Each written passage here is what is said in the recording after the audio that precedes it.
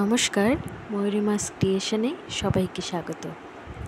অনেক দিন পর আজ আবার এলাম পুরনো কাজেরই নতুন কিছু নিয়ে। এর আগে ছেলেদের পাঞ্জাবি টি শার্টের উপর ফেব্রিক ডিজাইন নিয়ে এসেছিলাম।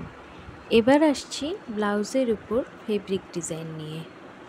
কারো যদি আমার কাজ ভালো লাগে অবশ্যই যোগাযোগ করবেন, আমি আপনাদের পছন্দ মতো কাজ করে দেওয়ার চেষ্টা করব।